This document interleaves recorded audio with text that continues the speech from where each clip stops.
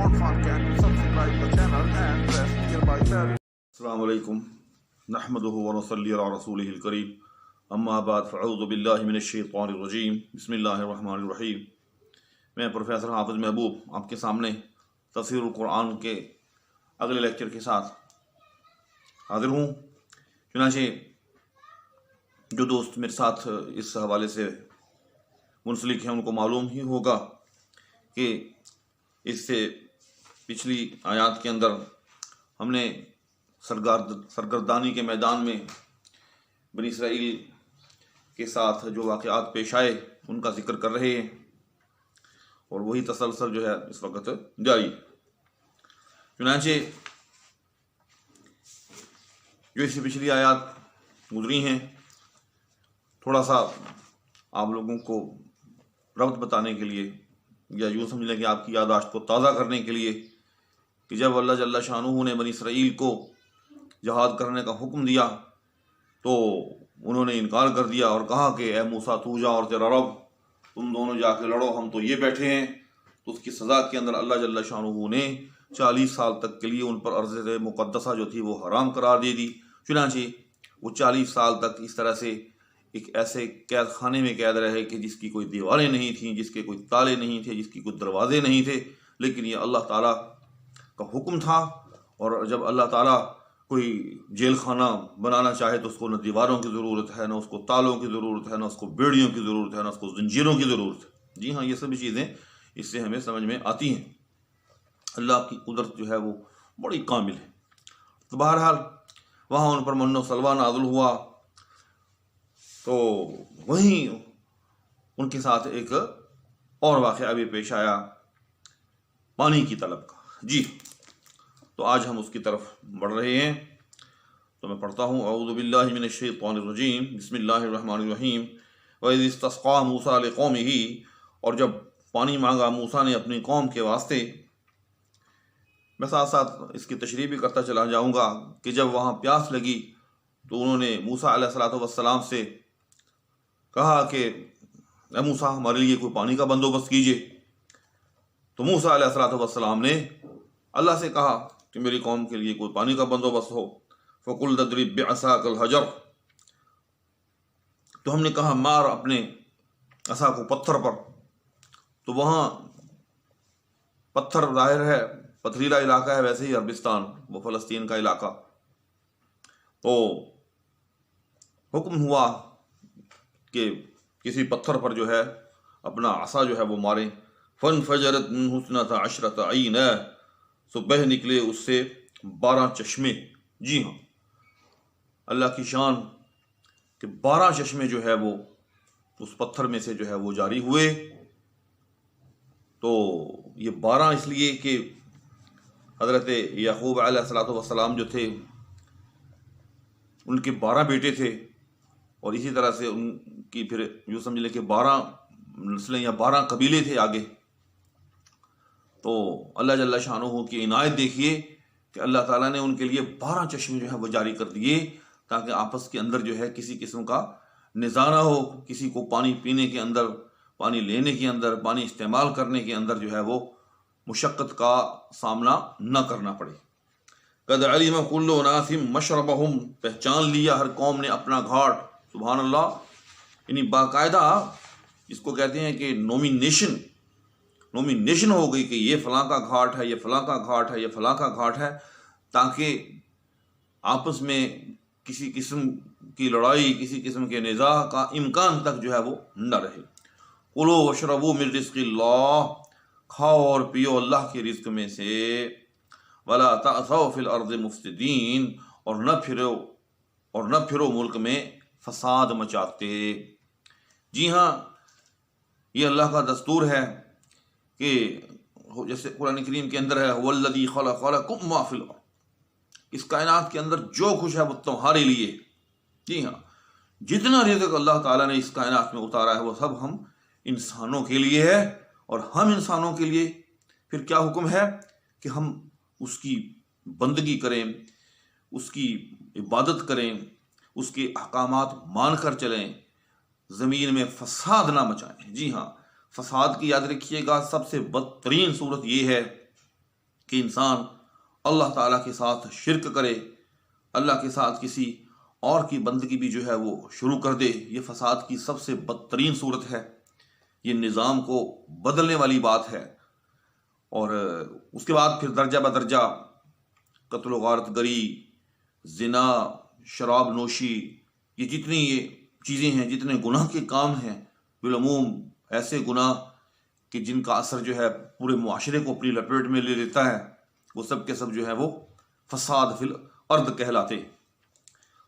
تو فرمایا کہ ان چیزوں سے جو ہے وہ رکے رہو اور اللہ کے رزق میں سے جو ہے وہ کھاؤ اور پیو۔ اچھا، یہاں ایک بات میں اضافی طور پر میں آپ کے سامنے کرنا چاہتا ہوں کہ آپ نے یقیناً سفر کیا ہوگا، ہر آدمی جو ہے زندگی میں سفر کرتا ہی ہے، تو کبھی آپ غور سے دیکھیے گا، تا حد نگاہ جہاں تک آپ کی نگاہ نظر جائے، زمین کے اوپر جتنا رزق ہوتا ہے، جتنے کھیت ہوتے ہیں، یہ سب کے سب انسان کے لیے ہوتے ہیں۔ آپ کی نظر جہاں تک جا رہی ہے، اگر آپ کو گندم نظر آ رہی ہے تو وہ کس کے لیے ہے؟ انسان کے لیے ہے، ٹھیک۔ اگر آپ کو چاول کی فصل نظر آ رہی ہے، عام طور پر یہی فصلیں نظر آتی ہیں، تو کس کے لیے ہے؟ انسان کے لیے ہے۔ اگر آپ کو باغات نظر آ رہے ہیں، چاہے وہ ضلع سرگودا میں جیسا کہ کینوں کے باغات ہوتے ہیں، یا ادھر سندھ کے اندر جیسے کیلے اور کھجور کے باغات ہوتے ہیں، یعنی مختلف چیزوں کے باغات، تو وہ کس کے لیے ہیں؟ انسان کے لیے ہیں۔ کماد کی فصل دیکھ لیں، یہ بڑی فصلیں ہیں ہمارے ملک میں، پاکستان میں جو زیادہ نظر آتی ہیں، تو وہ کس کے لیے ہے؟ انسان کے لیے ہے۔ یعنی آپ کی نظر جہاں تک جائے گی، بے شک آپ غور کر لیجئے گا، آپ کو ایک ایکڑ بھی ایسا نظر نہیں آئے گا کہ جو انسان کے علاوہ کسی اور مخلوق کے لیے ہو۔ جی ہاں، میں پوری ذمہ داری سے کہہ رہا ہوں، ہاں الا اس کو وہ چارہ کہتے ہیں، یا پنجابی میں جس کو پٹھے کہتے ہیں، اردو میں اس کو چارہ کہتے ہیں، جو مویشیوں کے لیے ہوتا ہے۔ آپ کو صرف وہ کچھ پیچز نظر آئیں گے، اور وہ بھی بہت تھوڑے مقدار میں ہوں گے، لیکن یاد رکھیے گا وہ بھی ہم انسانوں کے لیے ہیں۔ کیوں؟ وہ چارہ ہم جا کر کس کو ڈالتے ہیں؟ مویشیوں کو ڈالتے ہیں، اور پھر مویشیوں کو ہم ذبح کرتے ہیں، ان کا گوشت کھاتے ہیں، اور جب تک وہ زندہ ہیں ہم ان کا دودھ جو ہے وہ نوش کرتے ہیں، اور جب ہم ذبح کر لیتے ہیں تو گوشت کے ساتھ ساتھ ان کے چمڑے کو ہم استعمال کرتے ہیں۔ جی ہاں، اس سے ہم جوتے بناتے ہیں، اور اپنے لباس موجودہ دور میں یہ جیکٹس اور یہ جو بیگز ہوتے ہیں عام طور پر یہ چمڑے کے ہوتے ہیں۔ تو کہنے کا مقصد یہ ہے کہ پوری روئے زمین، تمام خطہ، یعنی ساری جو زمین ہے انسان کے رزق کے لیے وقف ہے۔ جی ہاں، یہ چڑیاں، یہ طوطے، یہ کوے، یہ پرندے، یہ چرند درند، جتنی بھی چیزیں ہیں، یہ سب کی سب جو ہیں ہم انسانوں کے بعد جو ہے مطلب یہ ہے کہ یہ ان سے کھاتی ہیں۔ ہم چاہیں تو ان کو کھانے دیں، ہم جاتے ہیں اپنی فصل میں، ہم چڑیوں کو اڑا دیتے ہیں، ہم طوطوں کو اڑا دیتے ہیں، ٹھیک۔ اللہ نے رزق سب کو دینا ہے، لیکن اللہ نے اختیار ہمیں دیا۔ بنیادی طور پر یہ چیزیں ہمارے لیے پیدا کی گئی ہیں، ہم انسانوں کے لیے پیدا کی گئی ہیں، اور یہی وہ آیت ہے جو 27ویں پارے میں آگے چل کر اپنے مقام پر آئے گی۔ یعنی یہی وہ چیز اس آیت میں بیان کی گئی ہے، وَمَا خَلَقْتُ الْجِنَّ وَالْإِنسَ إِلَّا لِيَعْبُدُونِ مَا أُرِيدُ مِنْهُم مِّن رِّزْقٍ وَمَا أُرِيدُ أَن يُطْعِمُونِ إِنَّ اللَّهَ هُوَ الرَّزَّاقُ ذُو الْقُوَّةِ الْمَتِينُ۔ فرمایا کہ ہم نے انسان کو اور جنات کو اپنی عبادت کے لیے پیدا کیا ہے، ہم ان سے رزق نہیں چاہتے، رزاق تو ہم ہیں۔ تو کہنا یہ چاہتا ہوں کہ پوری کی پوری کائنات جو ہے ہم انسانوں کے لیے ہے، اور ہم انسان جو ہیں اللہ جل شانہ کی بندگی کے لیے، ٹھیک۔ اور بندگی یہی ہے، یاد رکھیے گا، کہ ہم اللہ تعالیٰ کی مان کر چلیں، اس کے نظام کے اندر فساد پیدا نہ کریں۔ اس کے بعد اگلی آیت اسی میدان کے اندر، اسی سرگردانی کا میدان جو ہے، چنانچہ جب انہوں نے پانی مانگا تو ان کو پانی مل گیا، اور اس کے علاوہ آپ کو یاد ہی ہوگا کہ کھانے کے لیے جو ہے وہ من و سلوہ تو ان پر اتر ہی رہا تھا۔ تو اب جناب ایک اور صورتحال جو ہے وہ پیش آئی، اس کا تذکرہ ہے۔ وَإِذْ قُلْتُمْ يَا موسیٰ، اور یاد کرو کہ جب تم نے کہا اے موسیٰ، لَن نَّصْبِرَ عَلَىٰ طَعَامٍ وَاحِدٍ، کہ ہم ہرگز صبر نہ کریں گے ایک ہی طرح کے کھانے پر، فَادْعُ لَنَا رَبَّكَ، سو دعا مانگ ہمارے واسطے اپنے رب سے، یخرج لنا مما تنبت الارض، کہ نکال دے ہمارے واسطے جو اگتا ہے زمین سے، من بقلہا، ترکاری کی صورت میں، وقثائہا، اور ککڑی کی صورت میں، وفومہا، اور گیہوں کی صورت میں، وعدسہا، اور مسور کی صورت میں، وبصلہا، اور پیاز کی صورت میں۔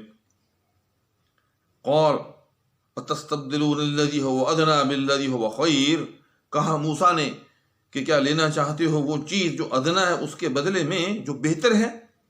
اہبطوا مصرا، اترو کسی شہر میں، فإن لکم ما سألتم، تو تم کو ملے جو تم مانگتے ہو۔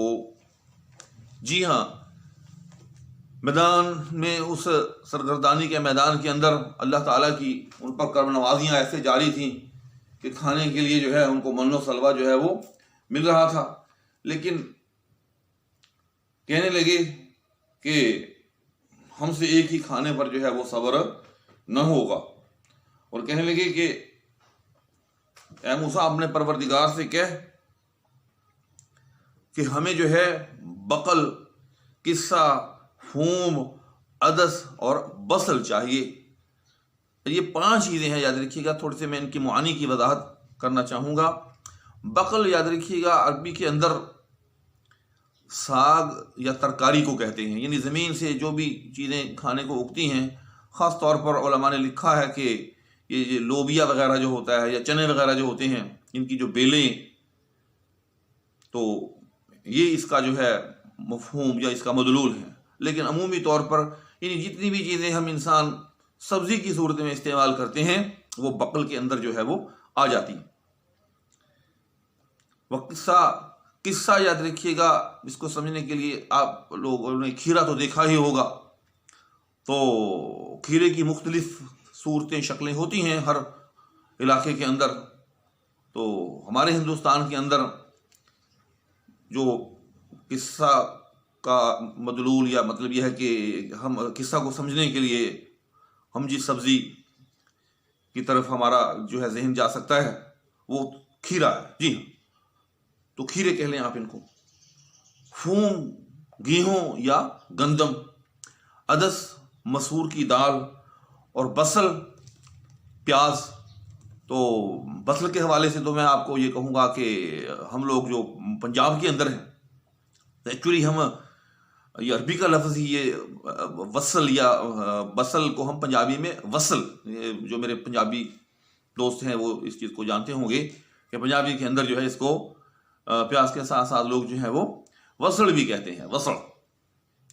تو اصل کے اندر یہ جو وصل جو پنجابی میں لوگ کہتے ہیں، یہ بصل ہی کی جو ہے بگڑی ہوئی صورت ہے۔ یعنی بصل کو جب ایک پنجابی اپنے لب و لہجے میں کہے گا تو وہ وصل کہے گا، تو یہ وہی جو ہے پنجابی کا لفظ ہے، بصل یعنی پیاز۔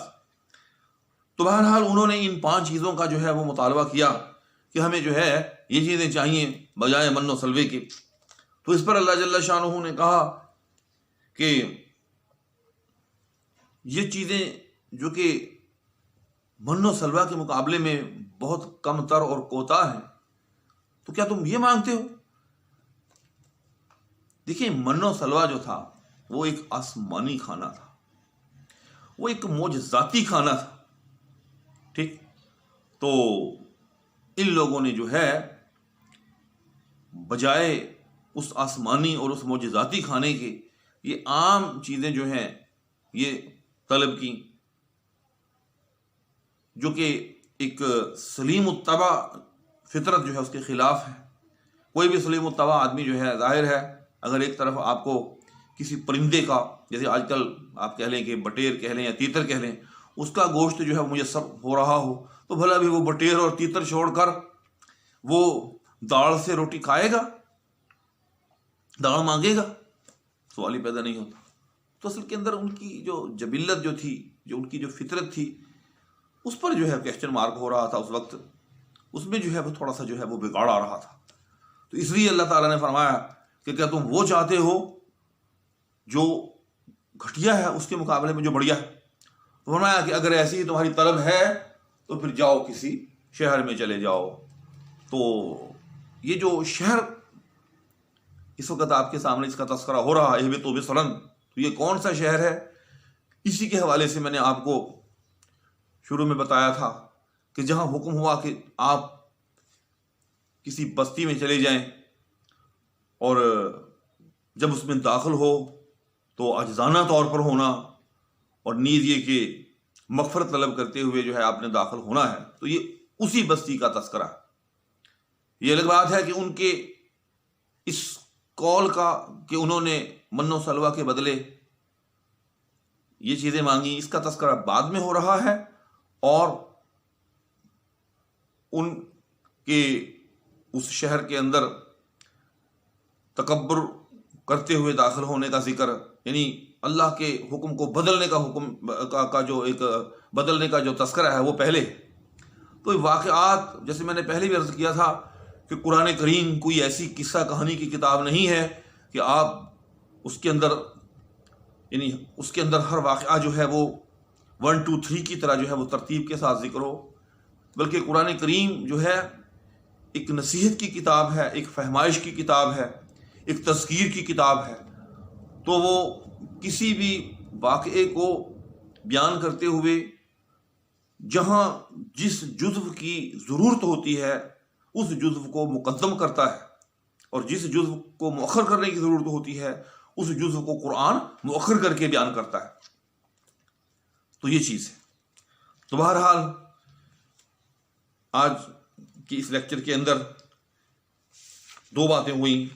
ایک، اس میدان کے اندر 12 چشموں کا ظہور جو کہ بہت بڑا معجزہ حضرت موسیٰ علیہ السلام کو ہوا، اور دوسرا بنی اسرائیل کا من و سلوہ کی بجائے یہ سبزیاں وغیرہ اور یہ ترکاری اور یہ گیہوں اور یہ دال وغیرہ کی طلب، اس کا تذکرہ ہوا. ان آیات کے اندر بہت معارف ہے، بہت زیادہ معارف ہے. جی ہاں، جیسے کہ آپ کو معلوم ہی ہوگا کہ میری ترتیب یہ ہے کہ میں آیات کی تفسیر الگ لیکچر میں کرتا ہوں، اور ان آیات کے اندر موجود جو معارف ہوتے ہیں، جو ہمارے لیے بڑی رہنمائیاں ہوتی ہیں، جو نکات ہوتے ہیں، وہ میں ایک الگ لیکچر میں بیان کرتا ہوں تاکہ ان کو سمجھنا آسان رہے. تو آج یہ جو 2 آیات گزری ہیں ان میں بہت زیادہ جو ہے معارف ہیں. یہ معجزات خاص طور پر جیسے کہ اس سے پہلے سمندر کو پھاڑنے کا معجزہ، پھر اب یہاں پتھر میں سے 12 چشموں کا معجزہ. چنانچہ اس حوالے سے انشاءاللہ تعالی اگلے لیکچر کے اندر تفصیل کے ساتھ بتایا جائے گا کہ آج کل کے کچھ جدید ذہن رکھنے والے لوگ یا سائنٹیفک اپروچ کو سب کچھ سمجھنے والے لوگ ان چیزوں کو تھوڑا سا تشکیک کی نظر سے دیکھتے ہیں. تو اس حوالے سے بھی گفتگو کی جائے گی، اور اس کے علاوہ جو دیگر معارف ان آیات کے اندر ہیں ان کے حوالے سے بھی انشاءاللہ العزیز گفتگو کی جائے گی. تو میں آپ سے التماس کروں گا کہ اس کے بعد جو لیکچر میں دوں گا اس کو ضرور سنیے گا، توجہ سے سنیے گا، غور سے سنیے گا، اور اس لیکچر کا علم حاصل کرنے کے لیے کہ وہ لیکچر اپلوڈ ہو گیا ہے آپ کو چینل کو سبسکرائب بھی پھر کرنا پڑے گا. تو کائنڈلی چینل کو سبسکرائب بھی کر لیں، اور اس وقت تک کے لیے مجھے اجازت بھی دے دیں. اللہ حافظ. Thanks for watching Islamic